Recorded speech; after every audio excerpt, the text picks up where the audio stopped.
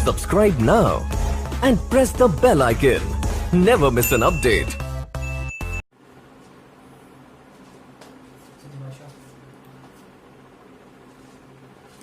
Hey everyone, welcome to my channel physics by Saurabh sir. लेके आ गया हूँ आज एक और लेक्चर, और आज के लेक्चर में भी हम सर्किट्स को सॉल्व करने वाले हैं। और आज लेके आया हूँ थोड़ी सी डिफरेंट अप्रोच, जिसकी मदद से हम क्वेश्चन को सॉल्व करेंगे। और अप्रोच का जो हमारा नाम है, हम यूज करेंगे चार्ज डिस्ट्रीब्यूशन। तो क्या होता है ये चार्ज डिस्ट्रीब्यूशन, और इसकी मदद से हम कैसे सवालों को हल कर सकते हैं, आज हम देखते हैं। तो ये फॉर्मूला बेसिकली, ये जो हमने जो कॉन्सेप्ट में जो बता रहा हूँ चार्ज डिस्ट्रीब्यूशन वाला, इसकी जरूरत हमें क्यों पड़ेगी। तो देखो, हमने पहले देखा था कि जो सर्किट होते हैं उनमें हमें सीरीज पैरेलल दिख जाता है, कोई दिक्कत वाली बात नहीं है। सीरीज पैरेलल देखते हैं, आंसर आ जाता है।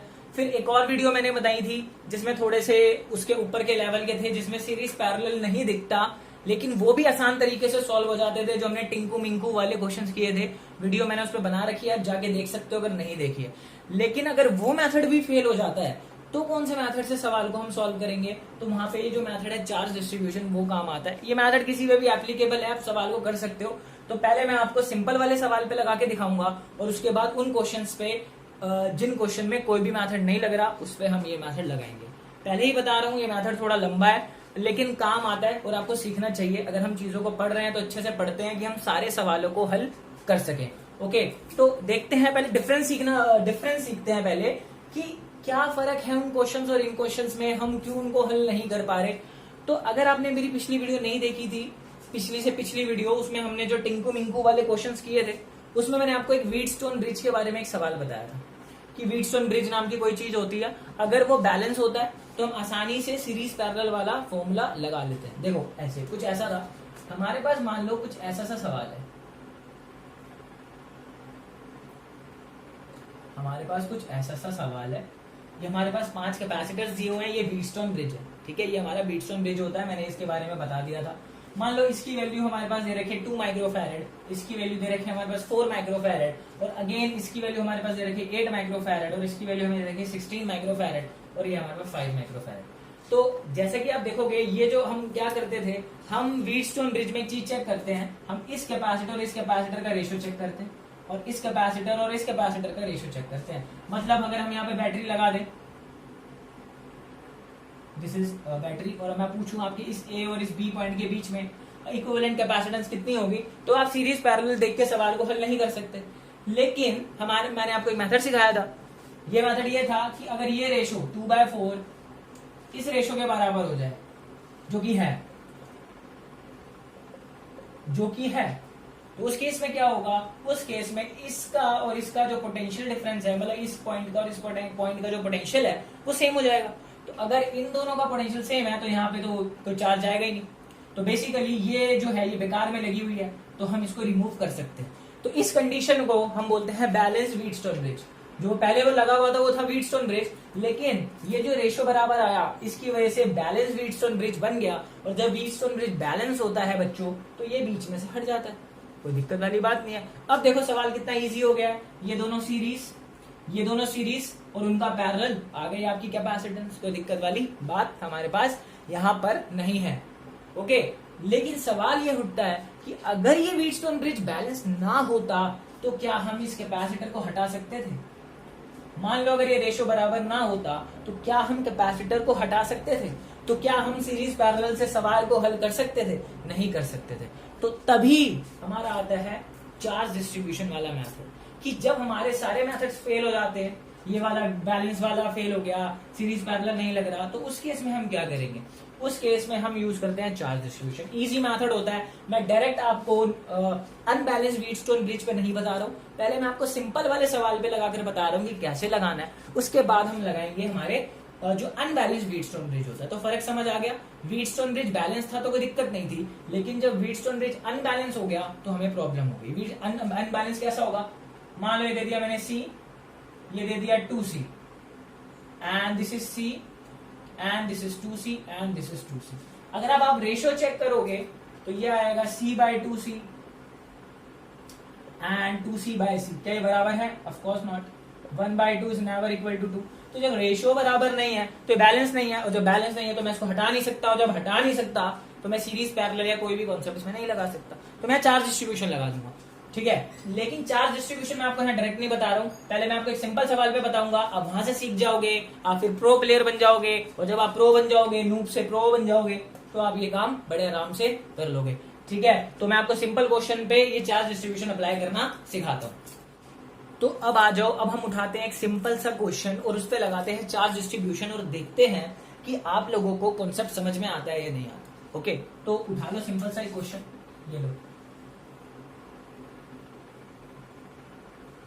ये आ गया हमारे पास 2C और ये हमारे पास 4C and this is 4C। ये हमारा A पॉइंट है, ये हमारा B पॉइंट है। A और B के बीच में हमें इक्विवेलेंट कैपेसिटेंस निकालनी है और इन सब कैपेसिटेंस में चार्ज निकालना है। अब आप कहोगे सर इसमें क्या मुश्किल है, ये तो आपने सिखाया हुआ है पहले से, ये सीरीज में, ये पैरेलल में, कहानी खत्म, कोई दिक्कत वाली बात तो नहीं है ना। ये सीरीज में लगे हुए हैं और ये उसके बाद उससे पैरेलल में लगा है, तो हमारा आंसर तो आ जाएगा, कोई दिक्कत नहीं है। तो क्या आएगा आंसर 4 और C का जो कैपेसिटेंस होता है पैरेलल का और ये सीरीज कॉम्बिनेशन में, इसमें मैंने क्या सिखाया था, इसका जो C डैश आप निकालोगे multiply upon addition, 4 4 16 C square upon 8C, तो कितना आ जाएगा 2C।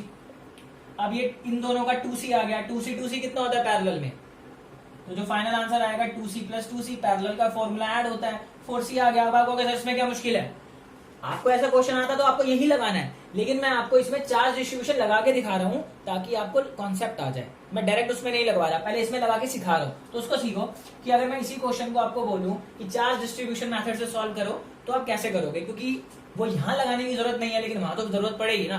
तो पहले छोटे सवाल से सीखो, फिर अच्छे से समझ में आ जाएगा। चलो क्या करना है, पहला स्टेप क्या करते हैं, जिन दो पॉइंट के बीच में कैपेसिटेंस बोली जाती है उनके बीच में बैटरी लगा लो। ओके, मतलब सवाल कुछ ऐसा बन जाएगा, कोई दिक्कत नहीं है, बहुत इजी है, घबराने वाली बात है ही नहीं। ठीक है, ये बैटरी लगा लो, हमारा ये पॉइंट था, ये इसके बीच में निकालना है ना, एक पॉजिटिव टर्मिनल एक नेगेटिव टर्मिनल, बैटरी बोलती 20 वोल्ट की। तो जो पॉजिटिव टर्मिनल है यहां से निकाल दो Q चार्ज पॉजिटिव का, इधर से निकाल दो -Q चार्ज, सिंपल सी बात है। अब देखो यहाँ चार्ज पहुंचेगा टर्मिनल पे, ऑफ कोर्स सी बात है यहाँ चार्ज डिवाइड हो जाएगा, ऑफ कोर्स सी बात है यहाँ चार्ज डिवाइड हो जाएगा, लेट्स से Q1 और लेट्स से Q2, कोई दिक्कत वाली बात ही नहीं है। Q1 और Q2 पे मैंने डिवाइड करवा दिया, तो ये इस प्लेट को मिला पॉजिटिव चार्ज था तो इसको बोल दिया प्लस Q1, ये इसको मिला इसको बोल दिया प्लस Q2। ओके, अब यहां से गया सिंपल, ये यहाँ पे गया, दिस इज अगेन, देखो अगर यहां से Q1 आया तो यहां से -Q1, क्योंकि बात तो वही है, एंड दिस इज -Q2, क्योंकि सिमिट्री है ना, अगर उधर से जितना डिवाइड हो रहा है उधर से भी उतना ही डिवाइड होगा ना, सिमिट्री है, कोई दिक्कत वाली बात नहीं है। तो इसको कितना मिल जाएगा, this is -Q2, this is -Q2, तो ये प्लस Q2 और ये हमारा plus Q2 and this is -Q2, तो सबको चार्ज मिल गए। देखो ऐसे ये प्लस Q1 और इसको मिल जाएगा -Q1, ऐसे ही तो होता है, इक्वल एंड अपोजिट चार्ज आते हैं कैपेसिटर प्लेट्स पे, तो इसको मिल गया प्लस Q1 -Q1, इसको मिल गया -Q2 प्लस Q2, इसको मिल गया प्लस Q2 -Q2। ओके, और देखो इन प्लेट्स को मिलना भी सेम ही चार्ज चाहिए था, क्योंकि सीरीज में तो चार्ज सेम होता है ना, तो इस पे अगर Q2 गया है तो सब पे Q2 plus -Q2 plus Q2 -Q2 ही मिलना चाहिए था। ये छोटे छोटे कंसेप्ट आप जानते हो, कोई दिक्कत वाली बात नहीं है। चलो अच्छी बात है, तो हमने सब चार्ज को डिस्ट्रीब्यूट कर दिया, तो चार्ज डिस्ट्रीब्यूशन में हम चार्ज को हर प्लेट पे डिस्ट्रीब्यूट कर देते हैं। ओके, होप करता हूं दिख रहा होगा, plus Q1 -Q1 plus Q2 -Q2 plus Q2 -Q2, कोई दिक्कत वाली बात नहीं है। चलो पहला स्टेप में बैटरी लगा दी, दूसरे स्टेप में चार्ज को डिस्ट्रीब्यूट कर दिया। ठीक है, पहले स्टेप में मैंने बैटरी लगा दी, दूसरे स्टेप में मैंने क्या कर दिया, चार्ज को डिस्ट्रीब्यूट कर दिया, बहुत अच्छी बात है। चलो तीसरे स्टेप में क्या करते हैं, तीसरे स्टेप में हम लगाते हैं किरचॉफ वोल्टेज लॉ, इसे बोलते हैं KVL। किरचॉफ वोल्टेज लॉ क्या होता है, किसी भी क्लोज लूप के अंदर, मतलब आपका क्लोज सर्किट होना चाहिए, कोई लूप समझते हो ना, क्लोज फिगर, क्लोज लूप के अंदर the sum of potential difference is 0। अभी क्या है, अभी समझाता हूँ, कोई दिक्कत वाली बात नहीं है, बस इसकी स्टेटमेंट को याद रखो अभी के लिए। ये हमारा पूरा इलेक्ट्रिसिटी चैप्टर में है, चैप्टर 3 में। किरचॉफ वोल्टेज लॉ कहता है कि किसी भी क्लोज लूप के अंदर, देखो क्लोज लूप दिख रही है ना रेक्टेंगल, किसी भी क्लोज लूप के अंदर जितने भी सर्किट एलिमेंट्स होते हैं उनका जो पोटेंशियल डिफरेंस होता है वो 0 के बराबर होता है। ओके, तो हमारे जो सर्किट एलिमेंट यहाँ लगे हुए हैं वो लगे हुए हैं कैपेसिटर, और कैपेसिटर का पोटेंशियल डिफरेंस आप जानते हो वो क्या होता है, Q/C। तो मैं बार बार Q/C लिखूंगा, समझ जाना, मैं पोटेंशियल डिफरेंस लिख रहा हूं हर कैपेसिटर का। ओके, अब साइन का मतलब समझो, साइन क्या है, अगर मान लो मैं इस डायरेक्शन में चल रहा हूं, मान लो मैं इस लूप में इस डायरेक्शन में चल रहा हूं, तो अगर मैं इधर ट्रेवल कर रहा हूं तो मैं किधर ट्रेवल कर रहा हूं, पॉजिटिव टू नेगेटिव। तो अगर मैं इस कैपेसिटर के अक्रॉस पोटेंशियल डिफरेंस लिखूंगा तो क्या लिखूंगा, माइनस Q1/2C। अब कहोगे ऐसे क्यों लिखा सर, तो इसके अक्रॉस पोटेंशियल डिफरेंस क्या होगा, मैं पॉजिटिव टू नेगेटिव जा रहा था, that's why negative sign. Charge कितना है इस प्लेट पे, Q1, कैपेसिटेंस कितनी है, 2C। साइन का लॉजिक समझ में आ गया, जिस तरफ जा रहे हो उस तरफ का साइन लेना है, जितना चार्ज है चार्ज लेना है, जितना कैपेसिटेंस है कैपेसिटेंस लेना है। अब यही फॉर्मूला क्यों लगा रहे हो, ये तो फॉर्मूला हम पढ़ रहे हैं, स्टार्टिंग से पढ़ रहे हैं कि डेल्टा V = Q ऐसे ही होता है, कोई दिक्कत वाली बात है ही नहीं। तो चलो अब लूप पकड़ लो। अब आप कहोगे सर हमें कैसे पता चलेगा कि किस डायरेक्शन में घूमना है, इधर घूमना है इधर घूमना है। भाई घूमने पे कोई पाबंदी नहीं है, घूमने पे कोई पाबंदी नहीं है, किधर भी घूम जाओ। आप लगा लो क्लॉकवाइज, आप लगा लो एंटी क्लॉकवाइज, तो हम लगा लेते हैं ऐसे ऐसे। ओके, तो चलो हम यहां से चलना शुरू करते हैं और आपको घूम के वहीं पर आना है दोबारा, ठीक है। तो थर्ड स्टेप में हम क्या करते हैं, केवीएल लगाते हैं। तो अप्लाई केवीएल, सिंपल। अभी हम लगाएंगे तो बहुत सिंपल लगेगा, अभी मुश्किल लग रहा होगा, कोई दिक्कत वाली बात नहीं है। स्टार्टिंग में हर चीज मुश्किल लगती है, स्टार्टिंग में हर कोई नूब होता है, प्रो बन जाता है। चलो हम कहां जा रहे हैं, नेगेटिव जा रहे हैं, तो माइनस Q1/2C। ओके, चलो चलते गए चलते गए चलते गए चलते गए चलते गए चलते गए। अब हम यहां से यहां जा रहे हैं, माइनस से प्लस प्लेट पे जा रहे हैं, तो प्लस Q2/4C, कोई दिक्कत वाली बात नहीं है। फिर चलते गए फिर प्लस Q2/4C। जो चार्ज है वो चार्ज लिख रहा हूँ, साइन का साइन देख रहा हूँ और नीचे कैपेसिटेंस लिख रहा हूँ। फिर यहां से यहाँ गए, बस खत्म हो गया। इक्वल टू में क्या करना होता है, 0 करना होता है। ओके, तो अब आप क्या करोगे, C को कॉमन निकाल लो, 2C को कॉमन निकालो और उधर भेज दो, क्योंकि हमारा देखो यहाँ पे पहले ऐड कर देते इसको, तो हो जाएगा Q2/2C and this is minus Q1/2C। कोई दिक्कत वाली बात ही नहीं है, इक्वल टू 0। तो अगर आप 2C को कॉमन निकाल के इधर फेंक देते हो तो Q1 = Q2 आ रहा है, जैसा कि आप देख सकते हो। कोई दिक्कत वाली बात ही नहीं है। यानी इसका मतलब क्या समझ में आया कि जो Q गया यहाँ से बराबर बराबर बढ़ गया, Q जो यहाँ से गया वो यहाँ से बराबर बराबर हमारा बढ़ गया, कोई दिक्कत वाली बात ही नहीं है। तो Q1 = Q2 आ गया। This is equation number 1। अब आपसे मैं पूछना चाह रहा था कि according to the conservation of charge, कि ये जो Q है क्या Q1 + Q2, क्या Q1 + Q2 स्मॉल q के बराबर होगा, क्योंकि यहाँ पे कौन पहुंचा था, स्मॉल q। तो स्मॉल q जब यहाँ पहुंचा तो वो किसके बराबर है, Q1 + Q2 के बराबर है। तो यार तो इस इक्वेशन में पुट कर दो, Q1 की वैल्यू क्या डाल दो, Q2, तो ये आ जाएगा Q2 + Q2 = Q, तो 2Q2 = Q, तो Q2 कितना आ जाएगा, Q/2, और ऐसे Q1 भी कितना आ जाएगा, Q/2। यानी अगर यहाँ से 10 कूलम चार्ज आ रहा था तो 5 बढ़ गया ऊपर नीचे, ठीक है। तो कोई दिक्कत वाली बात ही नहीं है। तो हमने चार्ज निकाल लिए, तो इस प्लेट पे कितना चार्ज पहुंचेगा, इस कैपेसिटर पे 5 मतलब जितना Q/2, और इन दोनों पे भी कितना पूछेगा, Q/2, क्योंकि सीरीज में सेम रहता है। तो इस पे भी Q/2, इस पे भी Q/2। चार्ज निकल गया, देखो आपके चार्ज निकल गए हैं, हर कैपेसिटर पे हमारे चार्ज निकल चुके हैं। अब सेकंड चीज आती है, अब मैं आपको बोलूं कि कैपेसिटेंस निकालो, तो कैपेसिटेंस कितनी आनी चाहिए, 4C आनी चाहिए, क्योंकि हमने सर्किट को सॉल्व किया था। आप कहोगे सर हम इतना बड़ा क्यों कर रहे हैं, इसको क्यों नहीं कर रहे हैं। मैं बार बार बता रहा हूँ, ये जो मेथड है मैं आपको इस क्वेश्चन के लिए सॉल्व करना सिखा रहा हूँ। अगर पेपर में आएगा तो आपको यही करना है, ये मेथड आपको बड़े क्वेश्चंस में लगाना है जहां पर आपका सीरीज पैरेलल आपको दिखेगा नहीं। तो ये सिर्फ सिखाने के लिए एक सवाल है। ओके, अब कैपेसिटेंस निकालो। कैपेसिटेंस का आंसर आपको पता है 4C आना चाहिए। तो देखते हैं क्या हमारा आंसर चार्ज डिस्ट्रीब्यूशन से 4C निकलता है या नहीं निकलता। तो चलो आपने ये कर लिया। अब कैपेसिटेंस निकालने के लिए क्या करते हैं, कैपेसिटेंस निकालने के लिए हम ये जो लूप है इसमें केवीएल लगाते हैं। कौन सी वाली लूप, ये वाली, ये वाली, इसको बोल देते हैं A B C D और E एंड F। ये देख रहे हो, ये वाली loop A B C D से आ गए E F, ये लूप। ओके, इस लूप में हम चलते हैं और देखते हैं क्या प्रॉब्लम है। तो अगर मैं इस लूप में चलता हूं तो मुझे क्या मिलेगा, मैं B से यहां गया, देखो B से चलना शुरू करता हूं तो क्या लिखूंगा, माइनस Q1/2C। मैं यहाँ गया, यहाँ गया, यहाँ गया, यहाँ गया, यहाँ गया, यहाँ गया। देखो यहाँ पे बैटरी लगी है, नेगेटिव टू पॉजिटिव जा रहा हूं तो प्लस भी लिख दूंगा। फिर मैं यहाँ गया, यहाँ गया, यहाँ गया, यहाँ गया, यहाँ गया, यहाँ से गया, यहाँ से गया, यहाँ से गया। तो देखो हमारे पास कुछ भी नहीं आया, सिर्फ एक ये आया और सिर्फ एक ये आया। तो यहाँ पे क्या आ गया, = 0। तो V की वैल्यू क्या आ रही है हमारे पास, Q1/2C। Let's say this is equation number 2। Okay, अब उस सर्किट को भूल जाओ।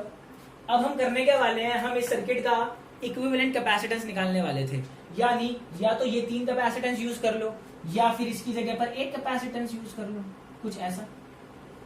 इस कैपेसिटेंस को क्या बोलूंगा मैं, CE. This is my equivalent capacitance. एक बार फिर से सुन लो, इन तीनों को सॉल्व करके मैं क्या निकालना चाहता हूं, मैं इक्विवेलेंट कैपेसिटेंस निकालना चाहता हूं जो इन तीनों की जगह काम करेगी। यानी या तो ये 3 लगा लो या ये लगा लो। तो यानी मैं सर्किट को इससे ये बनाना चाहता हूं, तो मैंने ये बना लिया। और इस सीई की वैल्यू मुझे पता नहीं है तो मैंने लिख दी। तो ये बैटरी कितनी लगी हुई है हमारी, ऑलरेडी V लगी हुई है, आपको भी लगानी है। यहाँ पर भी अपना किरचॉफ लॉ लगा दो। तो ये यहाँ से चार्ज कितना निकला था, मैंने कितना चार्ज लिया था, Q, तो यहाँ से भी Q ही निकलेगा। अब ये पॉजिटिव और ये negative, plus Q minus Q। तो अगर मैं यहाँ किरचॉफ लॉ लगाता हूँ तो यहाँ क्या मिलेगा, मैं यहाँ से गया नेगेटिव पे पहुंचा तो नेगेटिव Q बाय CE लिखूंगा। फिर यहाँ से घूम के आया प्लस V लिखूंगा। ठीक है, तो यहाँ से V की वैल्यू क्या आ रही है, Q बाय CE। CE मतलब इक्विवेलेंट कैपेसिटेंस। कुछ नहीं करना, देखो V की वैल्यू मिल गई मुझे, इस V की वैल्यू यहाँ पर पुट कर दो। ये देखो यहाँ पर, तो जब मैं इस V की वैल्यू यहाँ पुट करूंगा तो यहाँ पे आ जाएगा Q by CE equal to Q1 by 2C।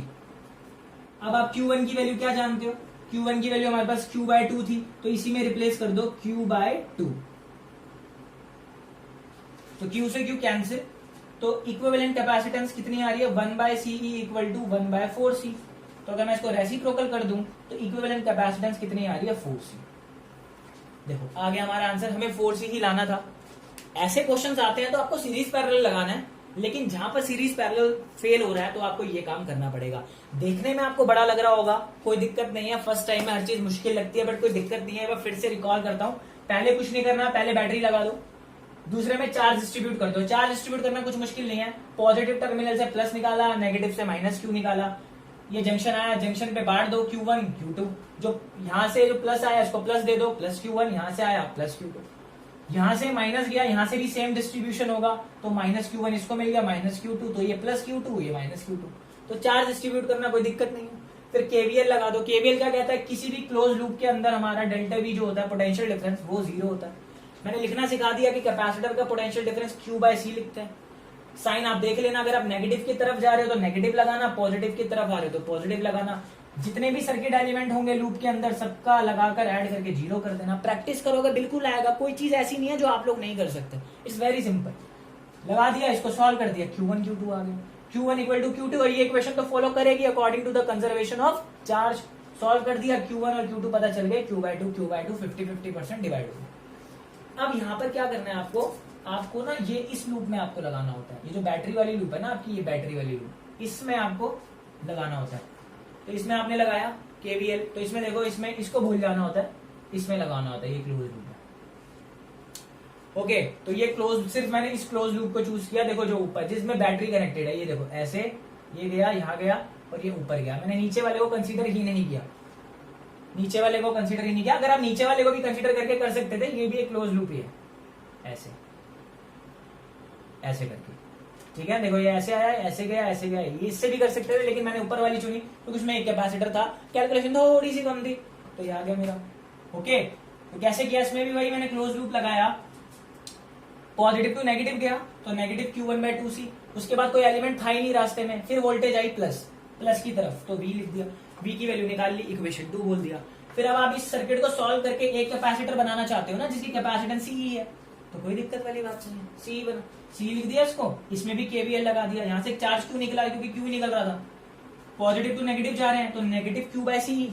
फिर यहाँ से घूम के आए, negative to positive plus V, यहाँ से V की वैल्यू निकाल ली, Q by CE, Q by C की वैल्यू यहाँ डाल दी, आ गया, कोई दिक्कत ही नहीं आई।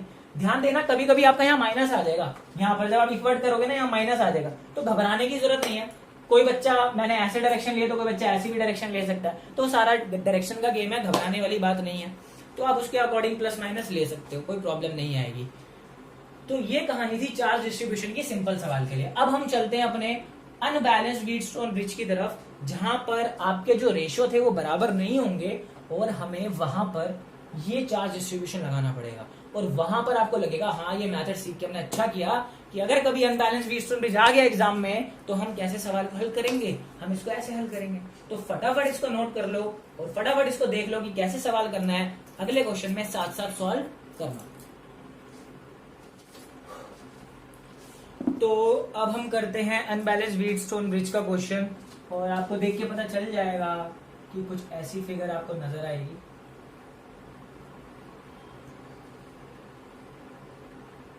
Let's say this is C, this is 2C and this is C, this is 2C and this is 2C। ठीक है, ये 2C है, बाहर लिख रहा हूं उसको, ये 2C है। ओके, हम चार्ज डिस्ट्रीब्यूशन करेंगे तो थोड़ी दिक्कत होगी, तो ये 2C है बीच वाला, साइड में लिख दिया मैंने। ठीक है, अगर आप देखो रेशियो इसका 1/2 उसका 2 है, देखो तो यानी ये एक बैलेंस व्हीटस्टोन ब्रिज नहीं है, तो इसको हम हटा नहीं सकते बीच वाली को। तो क्या करेंगे, ए और बी के बीच में हमें इक्विवेलेंट कैपेसिटेंस निकालनी है। तो पहले ये देख लेना कि किसके बीच में निकालनी है, बैटरी वहां लगाना। तो पहले स्टेप में क्या किया था, बैटरी लगा दो, कोई दिक्कत वाली बात तो है नहीं, 1 रुपए की भी नहीं है। चलो यहाँ से बोल दो Q1, Q निकल गया, यहाँ से माइनस Q निकल गया, सेम चार्ज डिस्ट्रीब्यूशन करना है। सेकंड स्टेप में यहाँ पहुंचा, डिस्ट्रीब्यूट हो गया, let's say this is Q1 and this is Q2, यहाँ से माइनस Q गया। अब थोड़ा सा दिमाग लगाओ, जो 2C वाली ब्रांच थी मैंने उसमें कितना भेजा, Q2 ना, तो ये नहीं कि यहाँ Q1 भेज रहे तो यहाँ भी Q1 लिख दिया, यहाँ Q2 आएगा, क्योंकि 2C सिमेट्री देखो, 2C वाली में Q2 गया तो यहाँ पे माइनस Q2 और यहाँ पर माइनस Q1, कोई डाउट ही नहीं।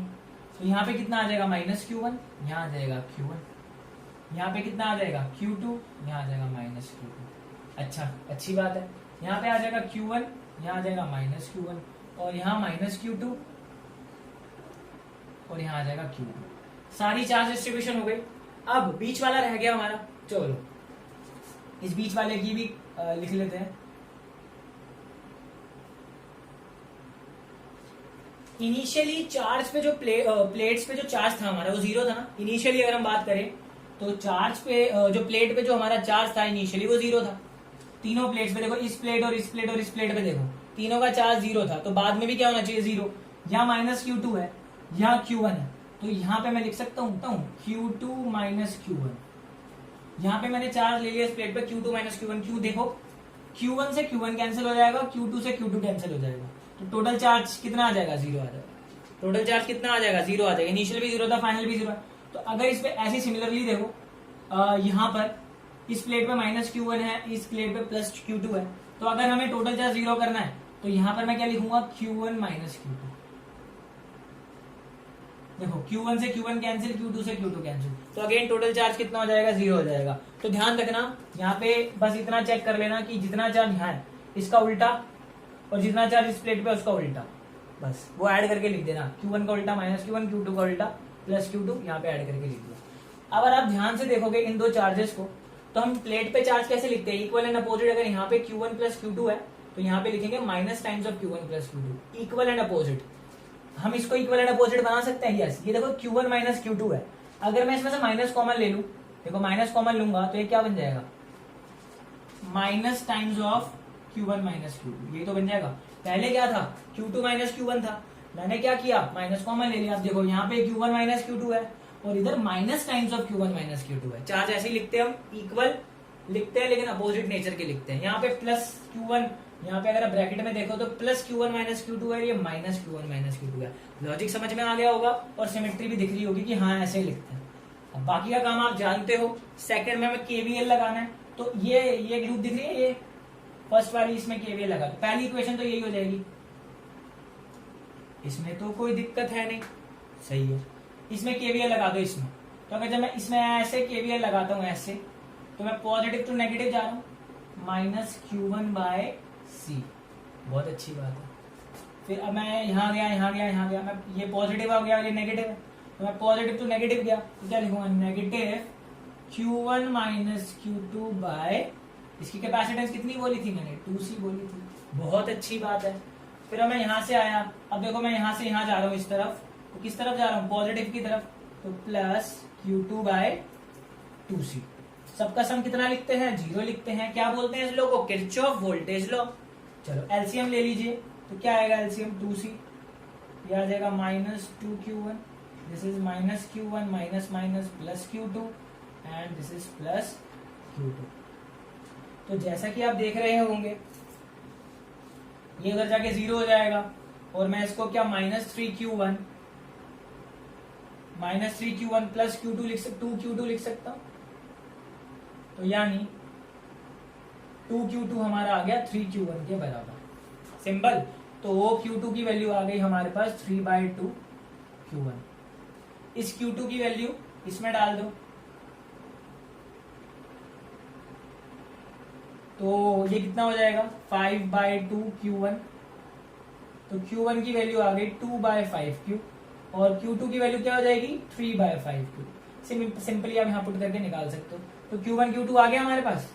तो यानी जो हमारे पास टोटल चार्ज Q था उसका 2/5 पार्ट ऊपर चला गया, 3/5 पर नीचे आ गया, तो चार्ज निकल जाएगा ऐसी।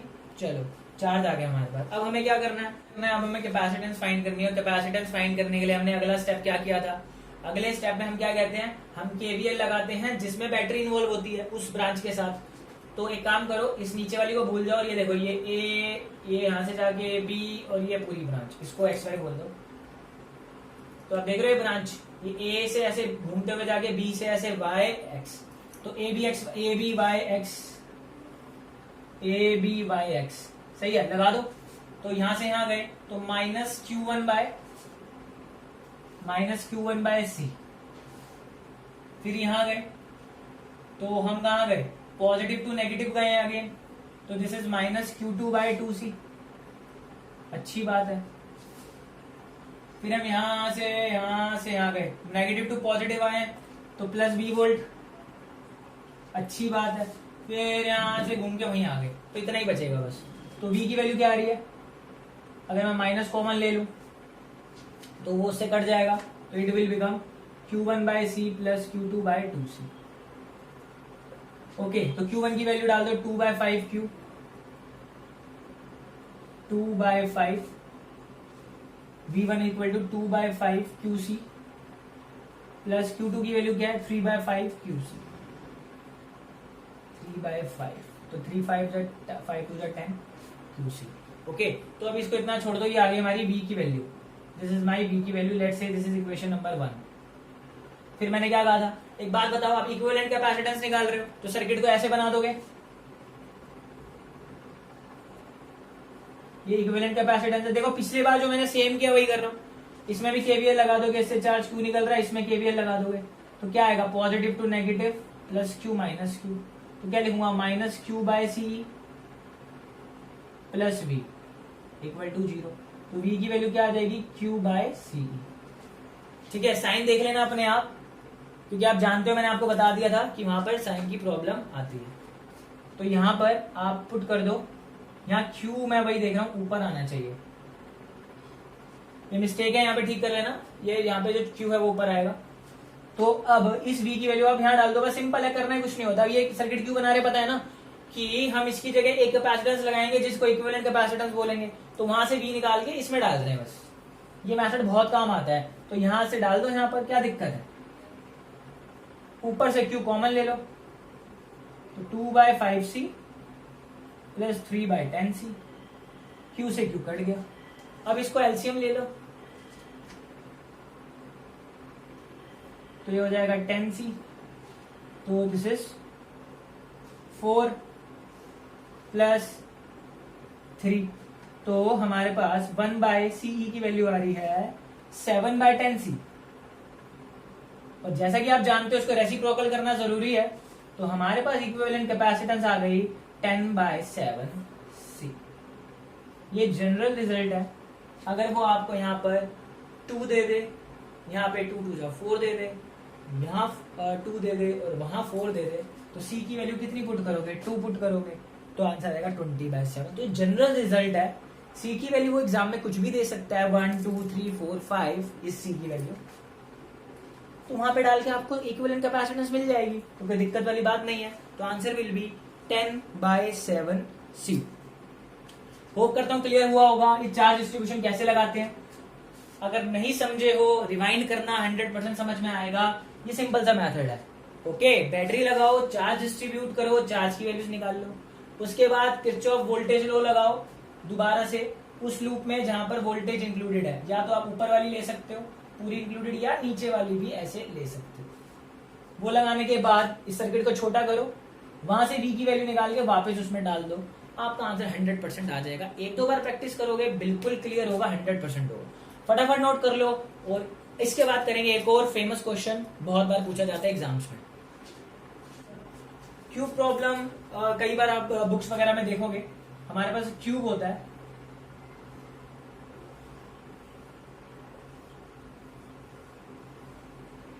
ठीक है।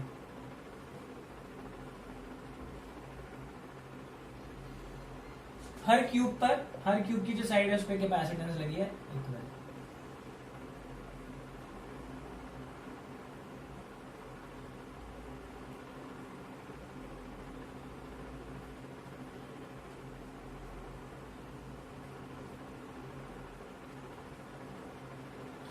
समझ तो गए ही होगे। ये आ गया हमारे पास 1 2 3 4,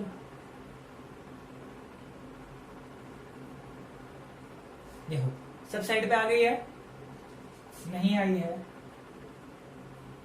अब सही है। मतलब जितने भी हमारी साइड्स हैं सब पर एक कैपेसिटेंस लगा दी हमने, जिसकी वैल्यू हम ले लेते हैं सी। सब इक्वल है, ध्यान रखना। तो सी मैं इसको लिख नहीं रहा हूं सब जगह, सबकी वैल्यू सी है, इक्वल सी। हम ले लेते हैं इक्वल, कैपेसिटेंस सी है। ये हमारा ए पॉइंट और ये हमारा बी पॉइंट है। देखो देख लो अपोजिट है बिल्कुल, तो दिस इज ए बी। सब में मत लगा देना, ये जो हम करने जा रहे हैं ये इसके लिए है, अपोजिट, ठीक है, डायगनली अपोजिट। ओके, तो ए और बी जो मैंने पॉइंट दिए डायगनली अपोजिट है। ये सिर्फ जो भी फॉर्मूला करा रहा हूं ये सिर्फ इस पे काम करेगा। अगर बाय चांस वो ऐसे दे दे तो वो इस पे काम नहीं करेगा। अभी हम सिर्फ ये वाला कर रहे हैं। ओके, तो ए टू बी ये हमें इसकी कैपेसिटेंस निकालनी है। तो यहाँ क्या लगाएंगे आगे, चार्ज डिस्ट्रीब्यूशन, जो भी हम सीख के आए थे।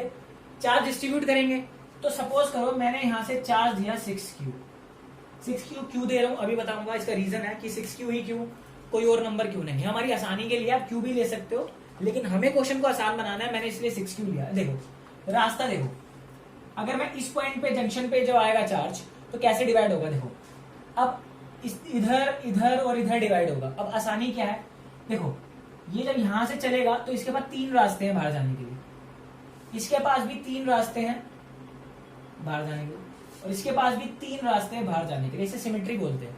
तो यहां पर सिमेट्री फॉलो हो रही है, क्योंकि सिमेट्री फॉलो हो रही है, बाहर जाने के रास्ते सेम और कैपेसिटेंस भी इक्वल है तीनों की। तो ये जो चार्ज है बराबर बराबर भागों में बढ़ जाएगा,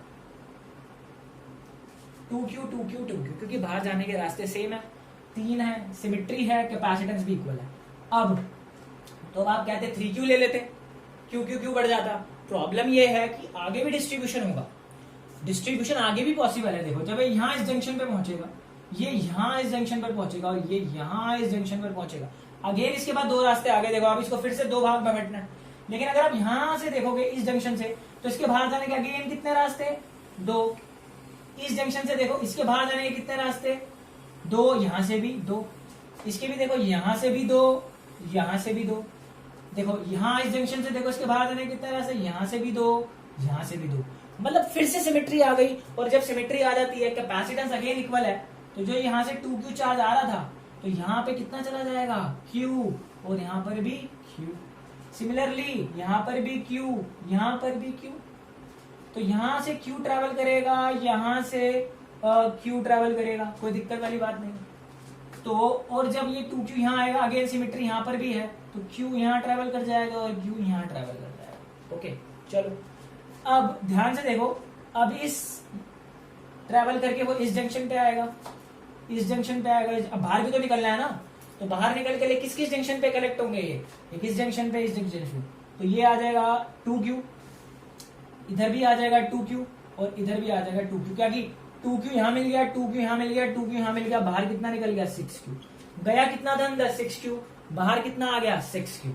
ध्यान से देखो यहाँ 2Q कैसे पहुंचा। देखो यहाँ से Q आ रहा था और यहाँ से भी देखो Q आ रहा था, तो ये Q और Q मिलके 2Q हो गया। सिमिलरली यहाँ से देखो Q आ रहा था और कहां से देखो, यहाँ से भी Q आ रहा था। यहाँ पर इस जंक्शन पे देखो, इस जंक्शन पर ऊपर से भी Q आ रहा था, साइड से भी Q आ रहा था, तो मिलके 2Q हो गया। सिंपल। और इस जंक्शन पे देखो तो यहाँ से भी Q आ रहा था, ऊपर से भी Q आ रहा था, 2Q हो गया। ठीक है, चार्ज तो लिखना सीख गए। ये प्लस हो जाएगा, ये माइनस, ये प्लस और माइनस मतलब सबका plus minus plus minus plus minus plus minus और ये भी प्लस माइनस। ये प्लस माइनस किस चीज का है? यहाँ पे चार्ज कितना है 2q, तो ये 2q का प्लस है, ये 2q का माइनस है। यहाँ पे चार्ज कितना है q, तो यहाँ पे q का प्लस है, यहाँ पे q का माइनस है। ये चार्ज कितना है 2q, तो यहाँ पे प्लस 2q माइनस 2q। तो मैंने यहाँ पे बार बार 2q माइनस 2q नहीं लिखा, तो थोड़ा सा आपको कंफ्यूजन हो जाती क्या बार बार लिख रहा हूं मैं, इसलिए सिर्फ मैंने प्लस माइनस दिखा दिया। तो जिस ब्रांच में जो चार्ज होगा उसका प्लस माइनस है वो, सिंपल, बस कुछ नहीं करना। ए और बी के बीच में निकालते हैं ना, तो इसके बीच में बैटरी लगा दो। तो यहां से कितना चार्ज निकला 6q गया अंदर गया, सही है। तो इस लूप में लगा दो, ठीक है। अब हमें चार्ज निकालने की जरूरत नहीं, हमने 6q लिया हुआ, ठीक है। तो डायरेक्ट सीधा वो वाला वो फॉर्मूला लगाओ जिसमें हम लूप में बैटरी को इंक्लूड करके लगाते थे, सिंपल है। तो यहां से चले तो क्या आएगा, ये इसकी V वोल्ट है, तो this is my V volt. Okay, यहां से चला 6q पे पहुंचा। तो देखो अब ध्यान से देखो, हम इस रास्ते से जाएंगे। देखो ये A, यहाँ इसको कह दो C, इसको कह दो D, यानी ऐसे ऐसे सीधा ऐसे क्लोज लूप बन रही है। देखो यहां से A C D B, simple लगा दो। हम कहां गए, पॉजिटिव टू नेगेटिव, तो -2q बाय कैपेसिटेंस C। फिर हम कहां गए, -q बाय C, क्योंकि चार्ज q है ना इसलिए q नेगेटिव। फिर यहां गए -2q by C equal to 0 होता है। एक बार फिर समझ लो मैंने क्या बोलता है, ए और बी में बैटरी में, ए और बी के बीच में बैटरी लगाएंगे। तो यहां से चलना शुरू किया, तो नेगेटिव टू पॉजिटिव V, फिर यहां गए -2q by C, -q by C, फिर यहां है -q बाय C। लूप कौन सी है, ACDB, ACDB पूरी क्लोज लूप बन रही है, कोई दिक्कत नहीं।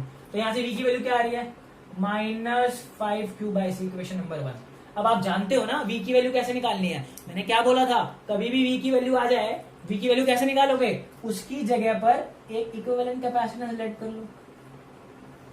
एक बार फिर से क्या बोला मैंने कि कभी हम V की वैल्यू कैसे निकालते थे, पिछले 2 क्वेश्चन में हम क्या करते थे, हमें इसकी जगह पर एक इक्विवेलेंट कैपेसिटेंस चाहिए ना, उसको C मान लो, इसको V मान लो। यहां से चार्ज निकला और मैं ऐसे लगा रहा हूं लूप, तो पॉजिटिव Q नेगेटिव Q, तो लूप लगाऊंगा तो क्या आएगा, -q by C plus V। तो V की वैल्यू क्या आ रही है, Q बाय C। अब मैं आपसे एक सवाल पूछ रहा था, क्या यहां पे चार्ज क्यों रहेगा, 6q है ना, तो यहां पर 6q, ये आ गया 6q।